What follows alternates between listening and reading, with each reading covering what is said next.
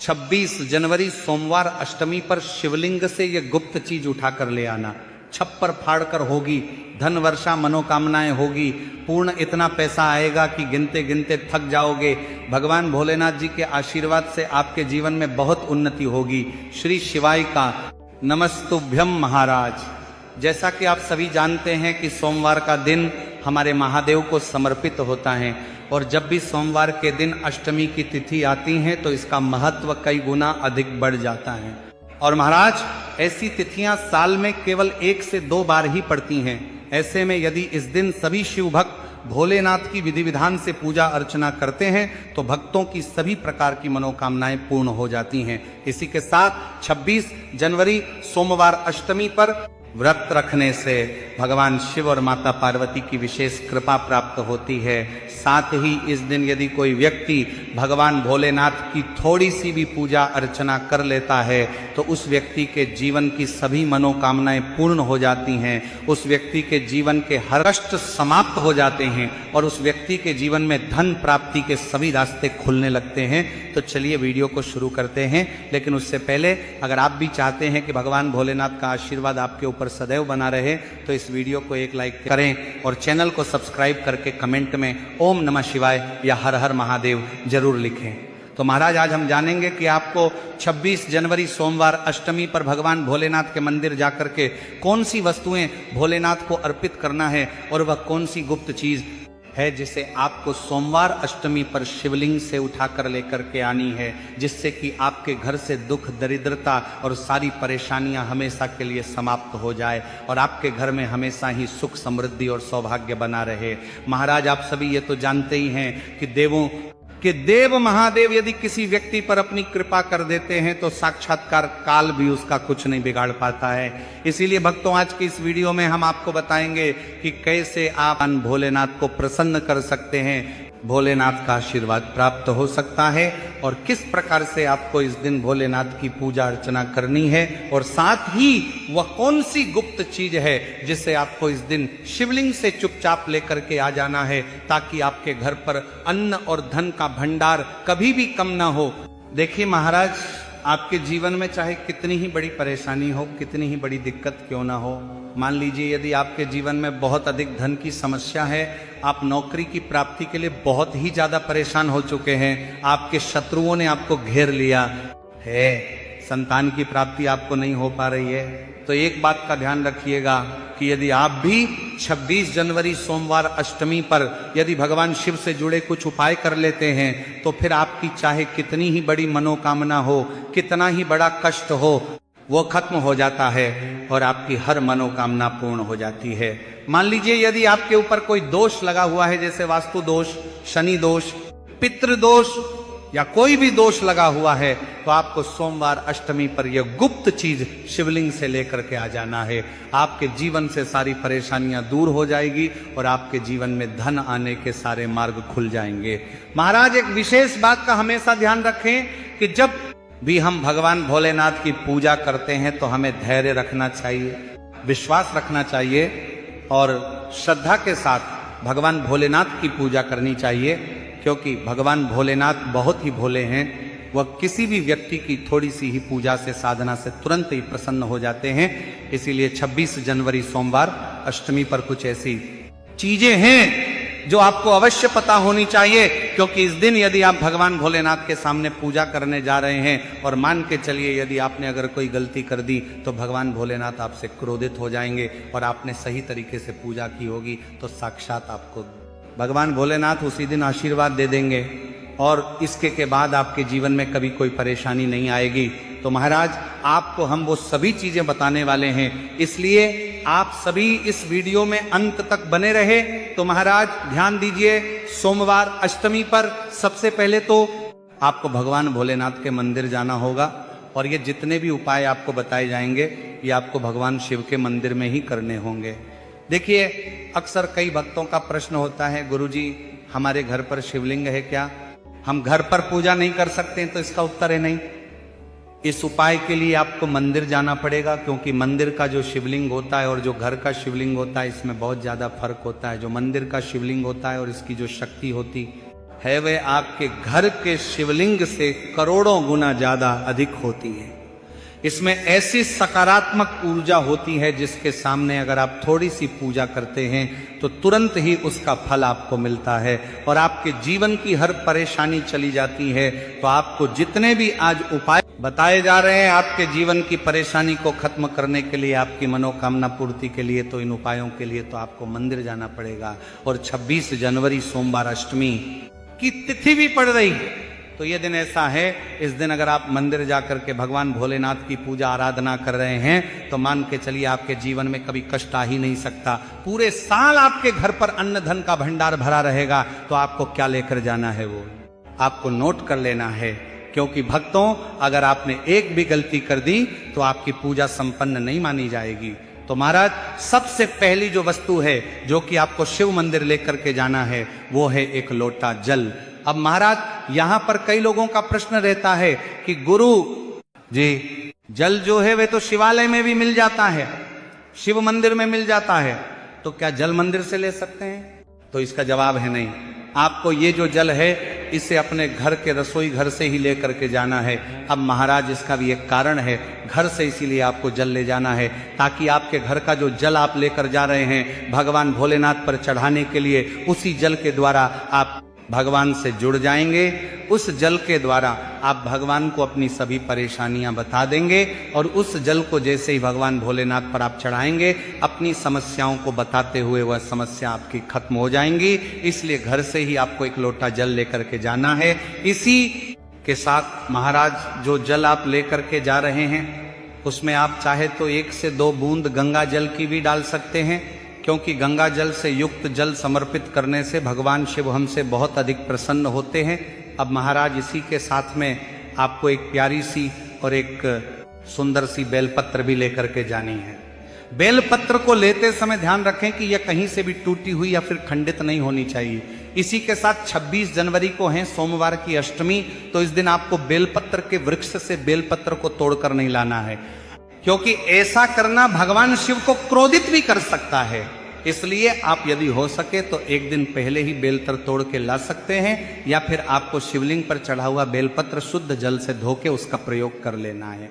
अब अगली जो वस्तु है वो आपको लेकर के जानी है। सफेद पुष्प महाराज केतकी को छोड़कर सफेद पुष्प भगवान भोलेनाथ को चढ़ाए जाते हैं, इसीलिए सफेद पुष्प सोमवार अष्टमी पर आपको भगवान भोलेनाथ के लिए लेकर के जाना है ताकि भगवान भोलेनाथ का आशीर्वाद आपको मिल जाए, जिसके बाद आपके जीवन के हर परेशानी खत्म हो जाए। इसके बाद आपको भगवान शिव के मंदिर में सफेद या पीला चंदन भी लेकर के जाना है। और ध्यान रखिए महाराज कि भगवान भोलेनाथ को अगर आप दूध अर्पित करने जा रहे हैं तो एकदम कच्चा दूध होना चाहिए, गर्म किया हुआ दूध नहीं होना चाहिए, कच्चा दूध होना चाहिए। अब महाराज आपको और क्या क्या ले जाना है? देखिए, अगर आप चाहते हैं कि आपकी हर मनोकामना पूरी हो तो एक छोटा डिब्बा लीजिए, उसमें काली मिर्च भर कर ले जाइए। देखिए, बहुत ध्यान से सुनिए जितनी आपको बातें बताई जा रही हैं। एक डिब्बे में काली मिर्च भर के एक लाल कपड़ा लीजिए, उसमें लौंग कपूर रख के और इसको मोली धागे से बांध करके आपको अपनी जेब में रख के ले जाना है। सिर्फ इतनी चीज आपको ले जानी है सोमवार अष्टमी के दिन। अब महाराज आपको पूजा कैसे करनी है इसे भी ध्यान से सुनिए, और जितनी भी चीजें आपको बताई जा रही हैं इन चीजों को आपको ले जाना है और शिवालय से वापस लेकर के आना है अपने घर पर, ताकि आपको धन की प्राप्ति हो सके, आपकी कोई भी मनोकामना हो वह पूर्ण हो जाए। तो महाराज आप सबसे स्नान आदि करके 26 जनवरी सोमवार अष्टमी पर जाएंगे शिव जी के मंदिर में। तो सबसे पहले आपको इस बात का ध्यान रखना है, मंदिर जाने से पहले ही काले या नीले कपड़े धारण करके मंदिर ना जाए, वरना भगवान भोलेनाथ का आपको क्रोधित रूप देखना पड़ सकता है। अब सबसे पहले आपको भगवान शिव के शिवलिंग पर एक धारा से जल समर्पित करते जाना है और आपको मन ही मन श्री शिवाय नमस्तुभ्यम या ओम नमः शिवाय इस मंत्र का जाप करते रहना है। अब महाराज इसके बाद आपको भगवान शिव के शिवलिंग पर चंदन लगाना है। चंदन लगाने के बाद भगवान भोलेनाथ पर आपको बेलपत्र समर्पित करना है। फिर इसके बाद आपको भगवान भोलेनाथ पर सफेद पुष्प अर्पित कर देना है। सिर्फ इतना आपको करना है। दूध अगर आप चढ़ाना चाहते हैं तो दूध भी आप चढ़ा सकते हैं, इतना बस आपको करना है। इतना करने के बाद आपको वहां पर खड़े होकर 108 बार, बहुत ध्यान से सुनिएगा, 108 बार आपको ओम नमः शिवाय का जाप करना है। या तो आप 108 बार जाप कर लीजिए या 51 बार कर लीजिए। अब आपको क्या करना है, एक डिब्बा जो काली मिर्च का आप ले गए थे, उस काली मिर्च के डिब्बे को आपको शिवलिंग पर जो जलहरी होती है, जहां से जल बह करके नीचे गिरता है, इस जलहरी के वहां पर आपको जो काली मिर्च लेकर के गए थे, उस काली मिर्च को आपको स्पर्श करना है। कहां? शिवलिंग पर, जहां से जल नीचे गिरता है उस स्थान पर, और ये काली मिर्च आपको अपने पास वापस रख लेना है। अब जो आप लाल पोटली ले गए हैं बंद करके लौंग और कपूर की, इसको भी आपको स्पर्श कराना है शिवलिंग की जलहरी के वहां पर, और इसे भी आपको वापस रख लेना है। अब आपको क्या करना है? जिस लोटे में पानी ले गए थे या जिस लोटे में भी आप दूध ले गए थे, उसमें आपको क्या करना है?